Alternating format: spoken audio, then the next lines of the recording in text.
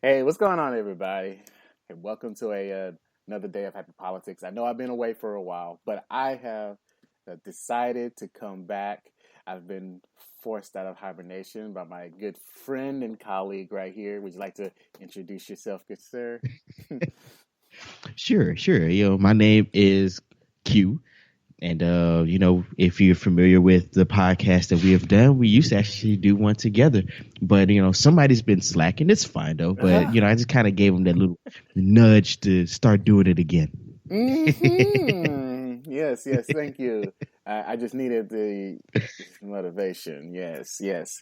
Yes, so I'm back officially, and I'm sorry for being gone so long. So if you guys enjoy my sexy voice, I am back.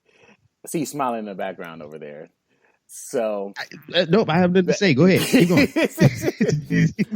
but we have a large palette to like actually go over. There's a lot of things, but I think the first story that we want to actually go over is something that broke about roughly an hour ago, and it broke as a part of the Associated Press, where the New York crime toll has actually risen above 1,000, and we're talking about the New York State. So, as it states, New York State surpassed a grim milestone Sunday as its death toll from the coronavirus outbreak climbed over 1,000, above 1,000, less than a month after the first case was detected in the state.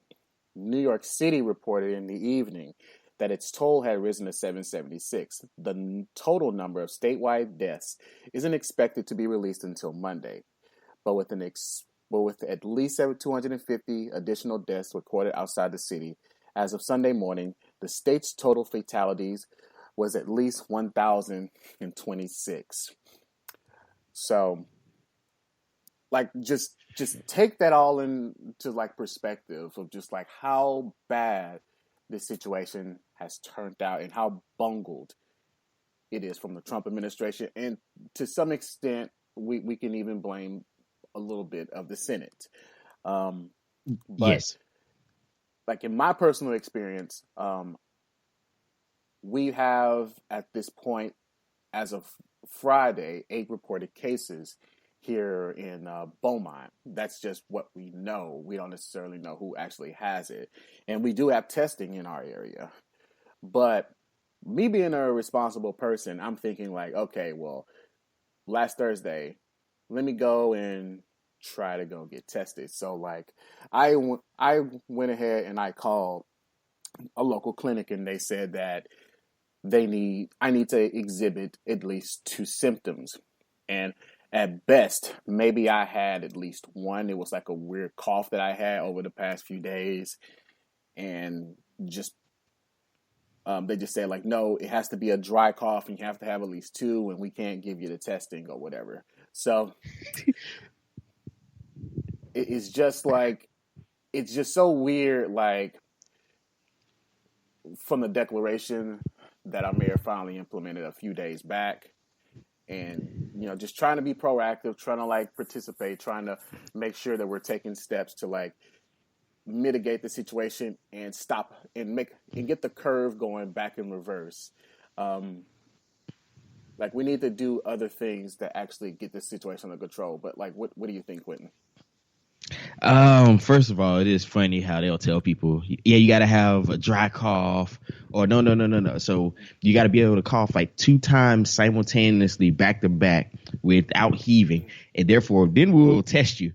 And so, it's one of those things. Granted, I kind of understand, because you don't want to have a influx of testing done, because that may actually slow down the process, but if someone feels as if they need to be tested just to be, even if it's peace of mind, or they may feel like they're exhibiting some symptoms, then it should be covered. I mean, that we can get into that later, but we one of the issues we have in the United States is we have poor crisis management, and it's a lot of different people, because we've gotten to the point to where we feel like everything's political. Every little thing is either a hoax or it's somebody who has an agenda or whatever. Like, even now, if you listen to people the average people talk about this. It's 5G. I don't know, somehow radio waves and frequencies somehow are making people exhibit flu-like. Don't ask me how. Like a certain coworker of mine thinks that, yes. Yeah. I mean, it's either that or someone says, "Oh, it's chemtrails," or you go to other sectors. This is the way to eradicate the black people. And it's like, wait, we were the last ones affected, generally speaking.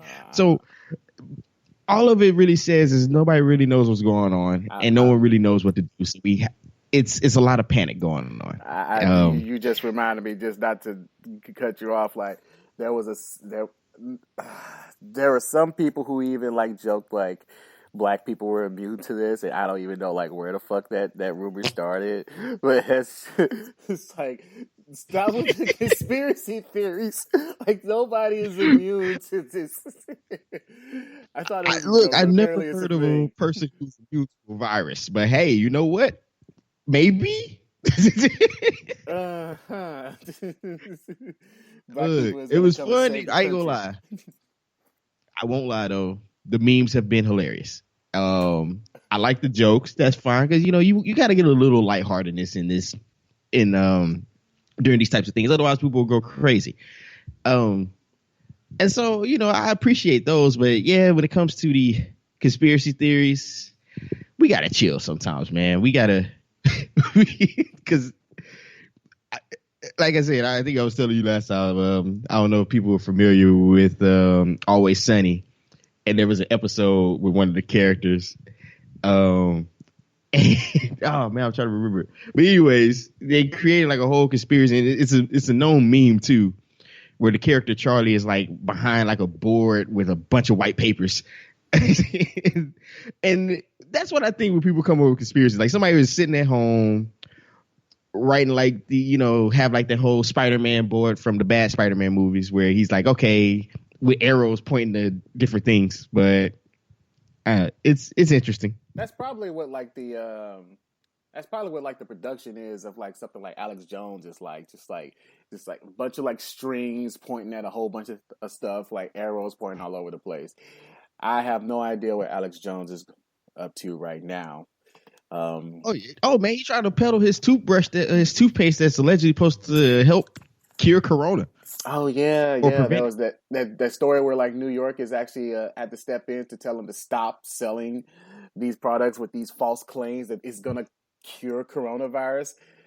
It's like the most exploitative type shit like I've ever like heard. Like you're gonna like during a time of panic, you're really gonna like try to exploit people who are like scared. Yes, man. Because it's not just him. You have that. You got these people peddling silver, which if you look at some of the research, it says silver could help with your immune system. Has nothing that says it cures things. But okay, semantics, not really, because those two are not the same. And then, of course, the number one go-to, pray it away. Really? We're going that route. I've even like seen posts on. Look, all you had to do is call one of these evangelists. Was that? Nah. Well, basically, like, there's this guy on Facebook. Like, what he was doing was he was talking about like the numbers are not really as bad as everybody seemed like in New York with the coronavirus. Like. The cases in like upstate New York are not really that bad, so it's 1,000. Like really, statistically speaking, like is that really bad? And it's like, dude, that's 1,000 people, 1,026 people to be exact of that article. Yeah. Like that's a lot of fucking people. Like you could play the numbers game of like proportion to like the total population. That's not that big of a deal, but it's still a controllable situation that we set the table for and allowed it to happen of sorts. See, stuff like that always irritates me because, okay, let's take something that's a known hazard. Electricity. What are the odds of being electrocuted? Slim sometimes. Yeah, just depends. Really. But it's a possibility. And so we control that potential outcome. So just because you don't have people dying by the hundreds of thousands. Which, first of all, what kind of person you to want that to happen for it to be a real problem? Like, come on, man. People are dying. And see, the thing is also think about how short amount of time people have passed away in. It's only affected us for the last 2 months. Somewhere around there. Overall, probably over a month, maybe 2. Yeah. Okay, so take all the deaths that have occurred. Then you take that, divide that by 60, and that's how many people have been dying per day, an average. That's a lot of fucking people. I'm just saying. So after a while, it's like, probably not as it's not. It's probably just as bad as we said it is. So let's say what you said, 120. What? I think it was 1,000 and how many? I think it was 1,023. I think that's what it does. No, 1,000. Yep, 1,026. Okay, so if we divide that by 60, roughly 17 people. 17 and a half. Not bad. 17 per day in the last 2 months. Let's say it like that. And we're talking about just New York State alone. Like, we're not. Yeah, that's just New York State. That's Louisiana. That's not going down. It's actually funny. They just said that anyone who comes from Louisiana to Texas has to self-quarantine for 14 days. I didn't realize that, but it actually does kind of make sense. But there's a bit of relief for like people out there who are worried about this. Some relief, of course. Congress did actually pass the old coronavirus stimulus bill. You know, Axios did report it. I know Quentin did talk about it earlier about the testing, and we do have some good news that came out of this bill. So it did say, as reported by Axios, that all testing and potential vaccines for COVID-19 will be covered at no cost to patients. So we are a step in the right direction. Yeah, we nudged that away. I can say that.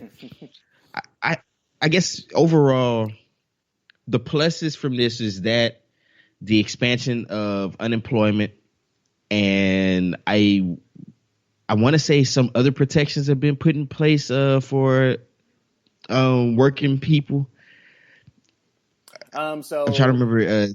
So 100% of your unemployment is covered up to 75,000. So that also includes gig economy like Uber, Lyft, and all that. So like, which is a distinction that really hasn't been like done before.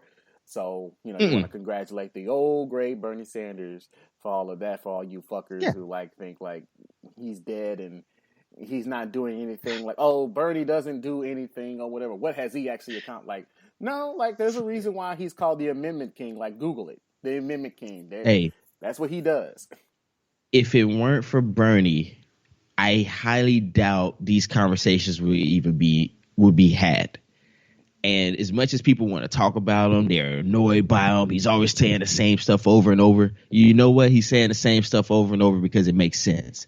Like, if you think about it, if you are a service worker right now where your restaurant is mostly closed outside unless you're doing takeout only, people don't understand. Waiters, waitresses, they don't have any benefits. And you make the least amount of almost anyone. So think about that. So not only do you make the least amount, you have zero benefits. And if you get a situation where you can't go to work, then you just don't get paid. And like a little bit of it, like I feel like sometimes a little guilty. So, you know, like everybody is like throwing all this like free stuff, quote unquote free stuff or whatever at you. Like, oh, free delivery, Little Caesars, free delivery, IHOP, free delivery. And the last time that I went to IHOP, to your earlier point, there was like nobody in there. There was like, I counted 3 customers and 1 waitress and just a bunch of cooks in the back. And like, basically there was like nothing going on. And to an extent, like I've had to like micromanage myself now, because in a way, like you want to be an active participant in your local economy to like bring business, but also at the same time, it's like your presence, like you entering in a building, whether it be a restaurant or whatever, is now presenting yourself with the risk and everybody else in there with the risk as well. So I've had to like do stuff like, okay, I'm gonna just get delivery instead. But also like in the bill, it says for direct payments, like Americans will receive a one-time direct deposit of $1,200, and married couples will get $2,400 plus an additional $500 per child. So for people who got kids, they're going to be making a whole lot of money. It also says that the payments will be available for incomes up to $7,500 for individuals and $150,000 for married couples. This is true for even those who have no income, so who rely on Social Security benefits, for example. Those people will also be entitled to those checks also as well. Yeah. But it will be means Now, tested, so it's something a little bit that you'll have to take in consideration, because it's like the Democrats fighting for like this means test. It's like the reports are showing that the checks themselves won't be going out for another 4 months. So that's 4 months. Oh wow. Okay. So that's gonna be an issue, a big Yeah, issue. Which because you see conflicting stuff where they say, "Oh, it'll be in your account in less than 3 weeks" or something like that, and I was like, I highly doubt that will occur. But yeah, you're talking about direct deposits. A number of people don't yeah. have direct deposits, and we're talking about like paper checks at this point. Oh, yeah. You know, now I think about it, yes. Because you'd be surprised how many people actually don't have a bank, A friend of mine doesn't. and how many people rely on. Was that? A friend of mine doesn't. Yeah, I mean, those check cashing places are open for a reason, because a lot of people don't have a bank account, don't have a savings, don't have anything like that. So direct deposit. Now, granted, it depends on, some jobs have been requiring people to have direct deposit, or they will. I think some of those jobs even have their own credit union, so eventually they'll hook you up with something, because they're just trying to cut back on, I guess, having to print out actual checks. But I guess my only issue with this is, I'll ask you, is $1,200 enough for one time only? Fuck no. Okay. I mean, I was just wondering, because I'm like, $1,200, that is like basically right at minimum wage, I want to say. You know what? Yeah, actually, that's about right. Like really, for people with like businesses is closed. So for people who don't necessarily know, I work at FedEx, and like there is a number of stores that we've had to like deal with internally where we can't deliver to because they're closed, like closed stores, ice cream stores, and little small businesses here or there. And for all of those people, a great deal of those people are going without work, without any kind of paycheck, without any kind of income. So what you've seen is like a huge influx of applications going out to a number of jobs, the jobs that are actually available, the essential jobs. So the job market has narrowed. Unemployment estimates are showing Has that risen. has risen, and estimates are showing it may even reach 30%. Um, so this is a unique time where the whole means testing, you got to meet this certain criteria, all of this, we're past this point already, and the economy is at a stop. So to go out saying, which is a criticism of this bill, where 500 billion will be allotted to provide loans, loan guarantees, and other investments overseen by the Treasury Department to large corporations, and then of that 500 billion, 50 billion will be going to air carriers. When we have other options, that shouldn't be even an option on the table, with the exception of small businesses. Yes, and because, well, first of all, air travel has been mostly halted. So unless they're using that money to pay their employees while they're off and not able to work, which I doubt, I really do. Because here's the thing, is that This bill, and this is probably the biggest issue, is the bill went through with no stipulations. They just said, "Hey, here's a check. Have fun." And there was no stipulations of saying, "Hey, here's a check for a 50 bill. You have to at least allocate X amount of percentage to your employees to make sure that their benefits still continue, to make sure that they're still able to be paid during this time of crisis." No, you cannot give it to the top, your CEO or whoever is at the top. Stock You buybacks. cannot give it back to investors. You can't buy back stocks, which that's wasn't even in there. I mean, if you go with Uncle Joe, he asked if they could politely not do that, but but like I said, there was nothing put in there, and even then, the fact is that they doubled that. Well, not they, but more specifically, when apparently Boeing came out and was saying that, well, if there's going to be stipulations, we don't need your money. And it's like, wait, hold up. You're in need, you claim, but you're going to get mad at me because I'm telling you there's some stipulations on this money I'm about to give you. Yeah. How does that story work? You let somebody borrow money, and then they say, "Oh no, wait. Oh, so you need something in exchange for this money. Oh, let me get back to you on that." Yeah, It's like, if you it's need money, you need money. yeah, it's the equivalent of someone getting mad because you don't want to let them borrow your car. Yeah, basically.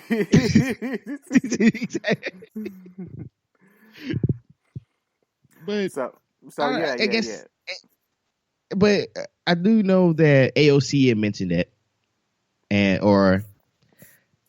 Bernie, I believe so. Bernie got up, even talked about it, and they even expressed how they felt compelled or pressured into basically signing this bill because one, they wanted to help the people, but then when you realize all these things that are put into this bill, and you also realize the negative press that will go along with it, which is also a big issue. I think we discussed this before on how you can't say no to it, because if you do, imagine the political um, bombardment you're going to receive, and how the story is going to get shifted from, "Hey, I didn't vote on this because of the lack of stipulations to this 50 billion that's supposed to go out to these corporations, who don't pay taxes, by the way," versus, "Oh, Bernie's trying to keep you from getting the stimulus, and he's trying to keep people from helping, keep us from helping you."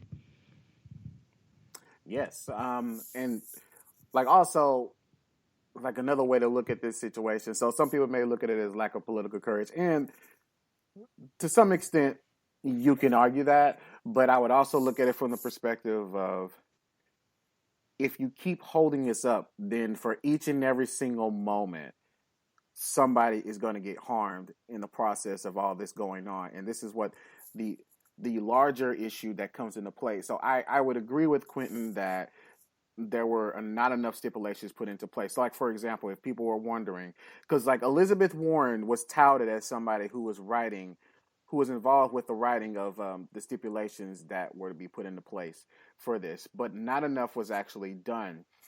For example, there was an article posted, this is back on the 16th, about the number of people who are going to be affected for this lackluster ass pay sick leave bill that they had passed. So, as the numbers go, McDonald's employees have 517,000 workers who are left without paid sick leave. Walmart with 347,000. Kroger's is sitting at 189, while Subway is at 80, Burger King 165, Pizza Hut 156, and so on and so forth. There was a correction also made in this article. Target is sitting at 151,000 without paid sick leave.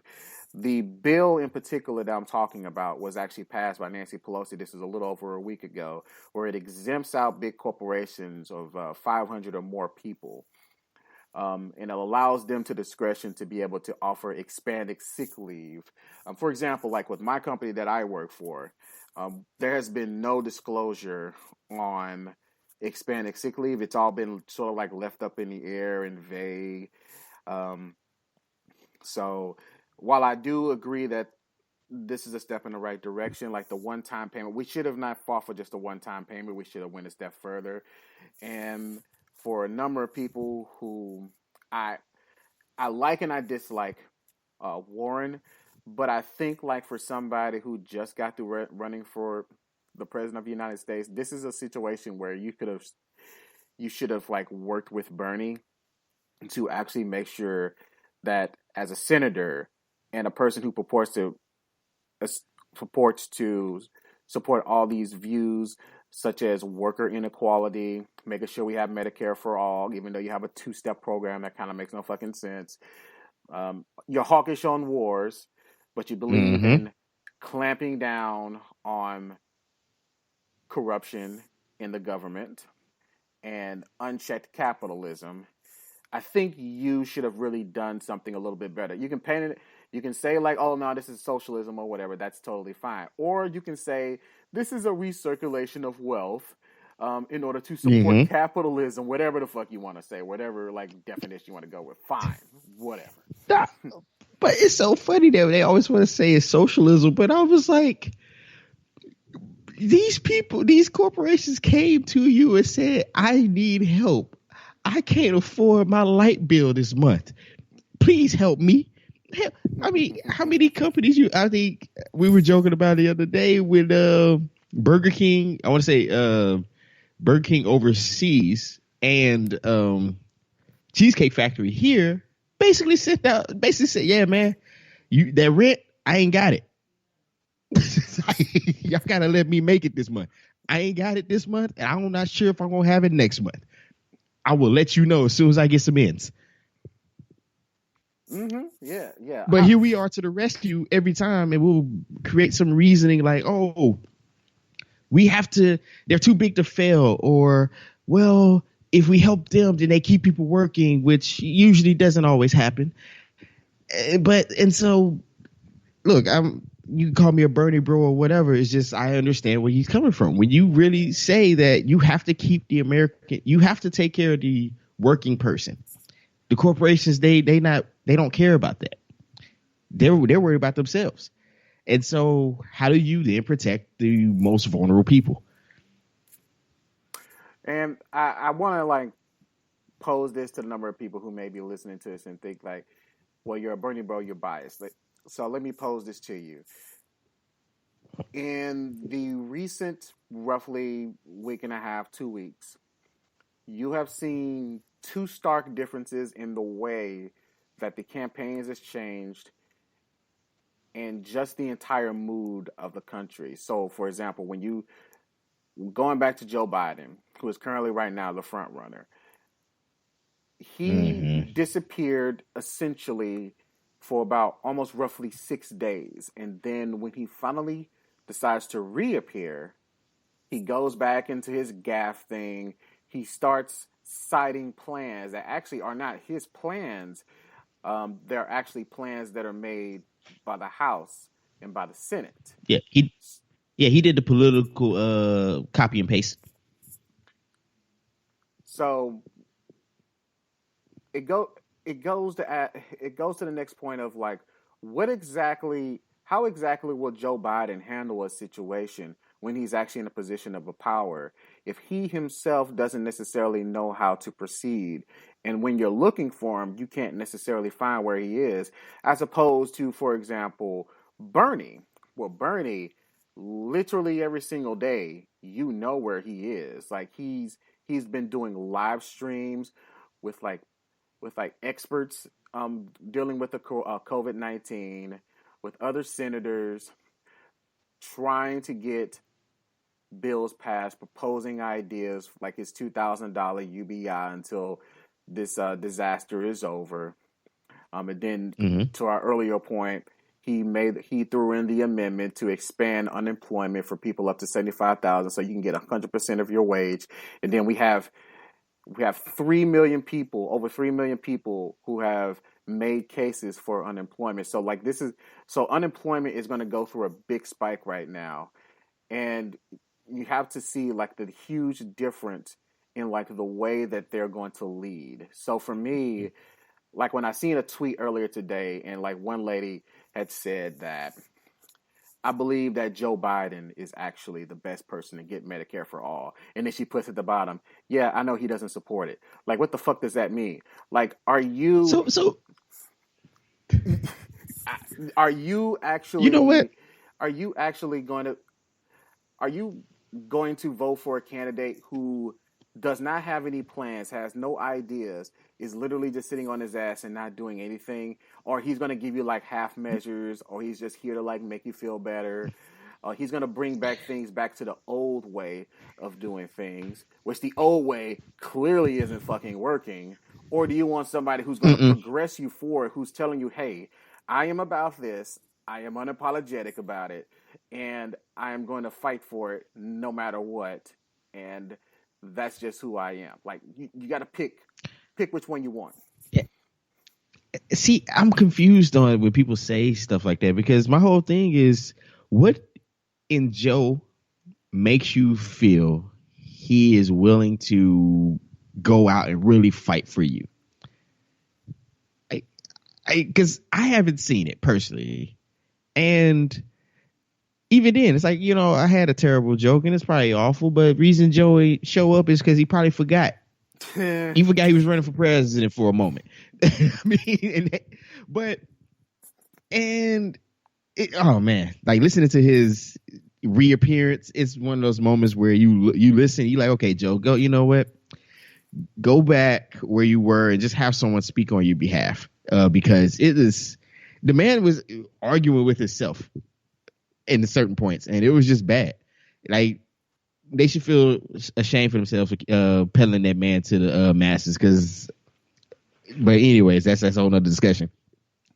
It's rather interesting on how people will say they want these things, Medicare for all, get rid of student loan debt, which that's something that we need to look into, debt relief for the general population.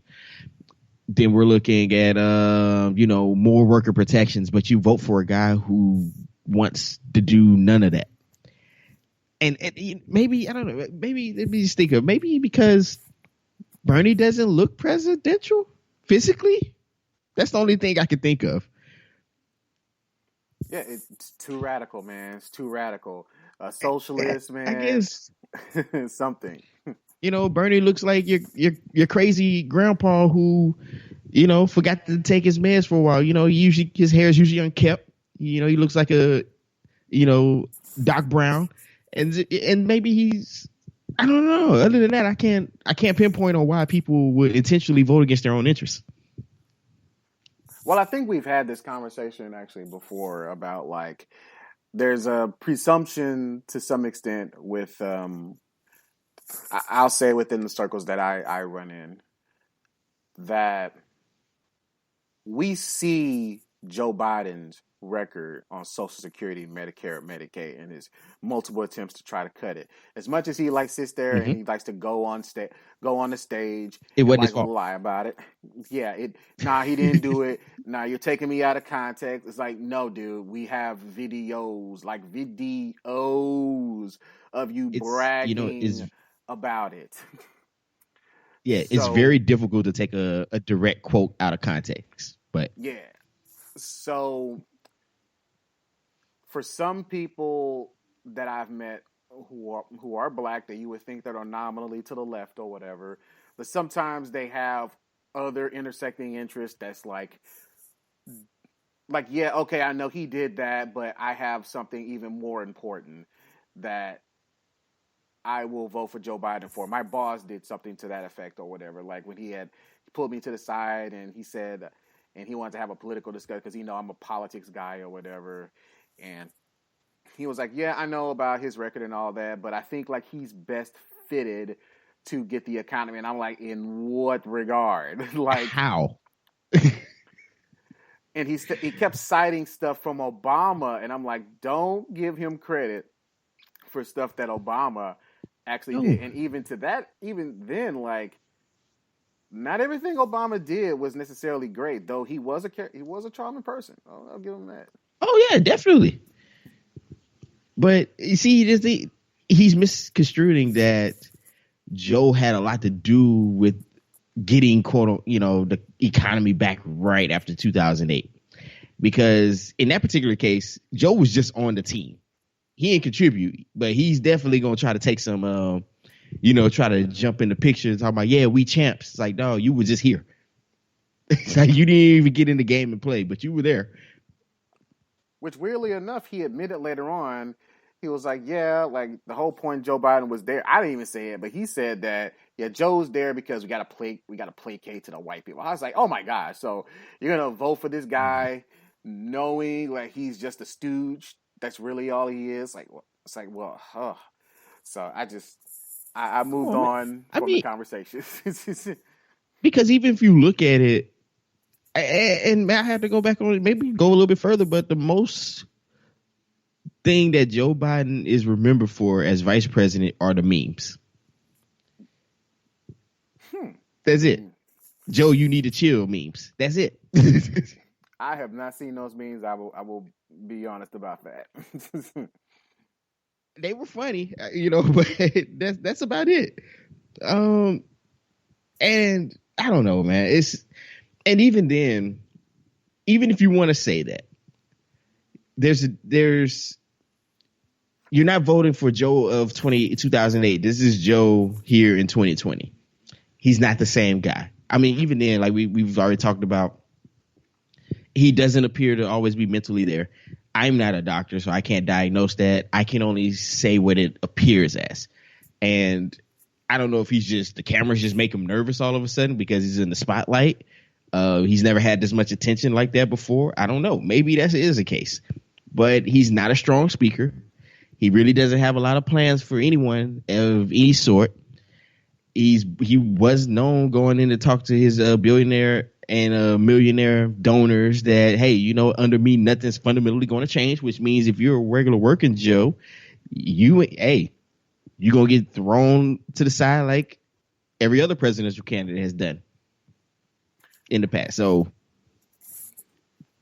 and I mean, if you really think about if we want to go into the specifics of his plans, the only thing that I've actually ever seen from Joe Biden, so there was some speculation as to whether or not he supports $15 an hour, but really the only confirmed thing that we have ever actually seen prior was $12 an hour. Now, I did remember during the end of his term, he did come out to supporting tuition-free college. But when you looked at the specifics of his plan, it's actually not, it's 2-year college. It's not 4-year college. And he doesn't support debt cancellation. So you're going to be saddled with all that debt. But you also have to realize, like, for some people who may be thinking, like, well, why would you want to cancel all this debt or whatever? That's a lot of money. But then, like, all of a sudden, they pull out $2 trillion out of their ass. And it's like, you have to think, like, wait, so we can just do that? We can just pull this money out of our ass and, like, funnel it into an industry, the airline industry, for example. And when you see, like, record low sales going on because hardly anybody is flying anymore, and you're giving them money, and you have to ask, for what are you giving the money for? Like, if we were doing like a payroll type system where, like, we were giving them money, giving the companies money, and they were still giving the employees the paychecks, which is the avenue I wish they went. You can still give the employers the money, and they'll still give their employees the paychecks, even if the business is closed. But if you have no business coming in, no revenue, no people spending money, and your business has to close, why on earth would I give you money knowing you're not going to be able to do anything with it? And then fast forward, we're just going to have to give you more money later on. So we might as well not give you the money. It's that classic thing of no one ever asks how we're going to pay for it until we talk about doing stuff for the people. No one asked where the $500 billion came from. Hell, nobody asked where the 50 came from. Or no one's even asking where the 1,200 is coming from. Nobody cares. And that's the problem. It's like, and I think I told you before, no one actually cares when people get things. They don't. It's when people feel as if they're missing out, then it becomes a problem. Just like right now, you're going to get people, they were all for the stimulus until they found out they made more over the threshold. Now it's going to be a problem. Now it's going to be unfair. And that's, we get to this, I guess you could say, you know, elementary type mentality where we're like, well, that's not fair. They get it. Sally gets to have it, but I can't. And I don't know, man. It's weird because we have also really been conditioned to feel sorry for these massive businesses. I want to ask the questions like, hey, man, I thought y'all were supposed to save up for this. Where's your emergency fund? I guess you got to stop buying Starbucks coffee and stop it at the corner store every so often. You got to be able to put that money to the side. Where's that speech? Nah, nobody ever does that. But like, just as an example for like what other countries are doing, like there was a breaking story that that Canada, for example, is paying up to 75% of wages indefinitely until the COVID-19 situation is over. So unlike the whole $1,200 one-time payment, that old bullshit, you have your next door neighbor in the place that is like some people in the U.S. consider as a joke. Like Canada is actually a pretty awesome place. Actually, the U.S. is like number one in coronavirus fucking outbreaks. Ain't that so? Richest country in the world allegedly, but we suffering the most. Yeah, we suffering the most.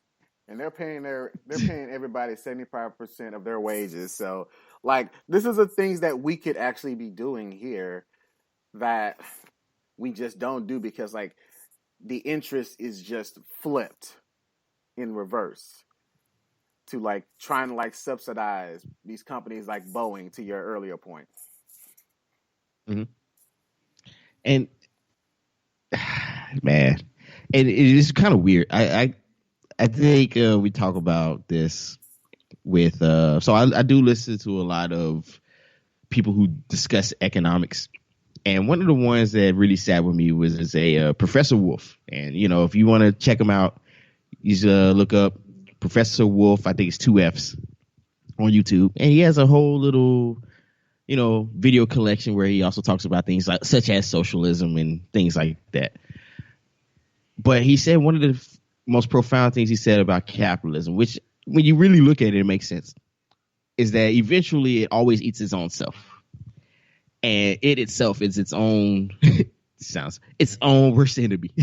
Because when you think about it, it's all about capitalizing and getting either the most profits, most production, etc., with the least amount of effort. Okay? So if you want to get the most money, you have to pay the least amount. But then if you pay the least amount, especially if you're the goods and services, people don't have the money to pay for your goods and services. And so you eventually screw yourself because people don't get paid enough to be able to circulate back into the economy to purchase said thing. So it's like, and that's why they always talk about every year there's this crisis. People aren't paying or buying as much stuff because nobody has the money. And this is really, and I don't want to ramble, but I'm just say this. I kind of somewhat appreciate this event happening because hopefully it really shines a light on how our system really functions, on how there are a lot of people who live paycheck to paycheck. Hell, if you really want to take these businesses, take their word for it, even they're doing it. Why? I have no idea. That's a good question. But this is a prime opportunity to be able to rectify a lot of these things.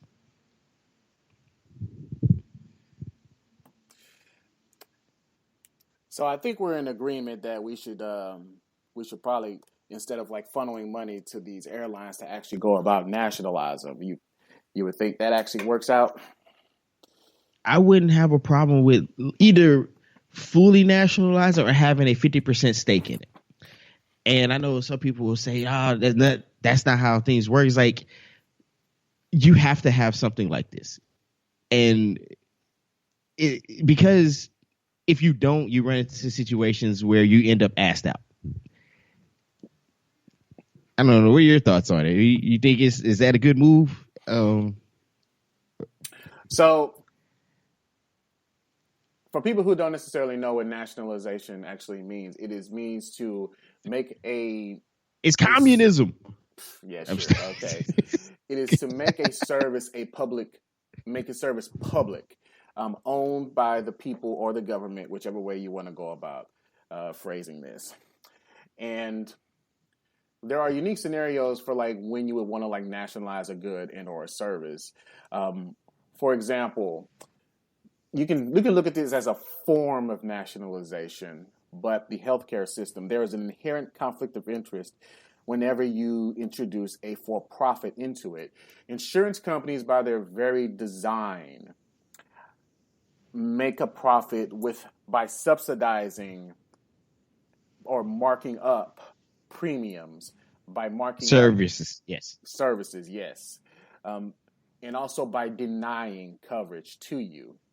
So that in turn creates an issue where there's a lack of availability of services and you have to end up paying more for something, and it also makes it less accessible even in most dire circumstances for people who don't make very much money. The cheapest of plans out there basically offer next to no coverage, but you may still have a life-threatening situation that you may need to get taken care of, like COVID-19 prior to this bill. I think you was the one who brought it up earlier, the story about the cost that somebody ended up paying for getting the testing and the treatment. Yes. It basically totaled out to about the cost of a $34,000. So the cost of a pretty good car. And even in some cases, there were reports saying that even if you're insured, you still can end up getting a bill for about roughly $9,000 to $10,000.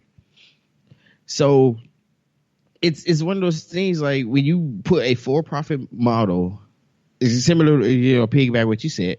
When you put a for-profit model on things, it never really benefits you, because you look at it as, hell, just look at the pharmaceutical industry and how you get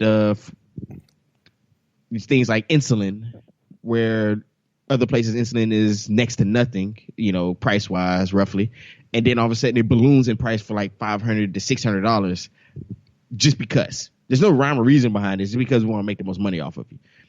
And even then, when you look at insurance companies, you got to also include the premiums.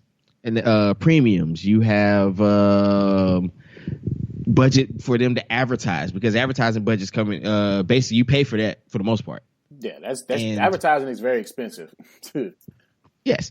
And then the problem also is administrative costs. So it's nothing to go to your doctor and they have like between 3 to 10 administrative people to understand the cost and allocate, create the bill for you. That also creates an influx in the price.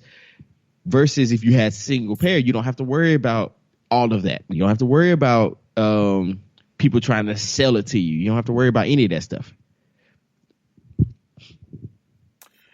Yeah, I think I would agree with all that. So to wrap up, essentially similar to Amtrak, basically Amtrak, the entire airline industry. And there's some room of debate on this, like whether or not we should temporarily nationalize it or whatever.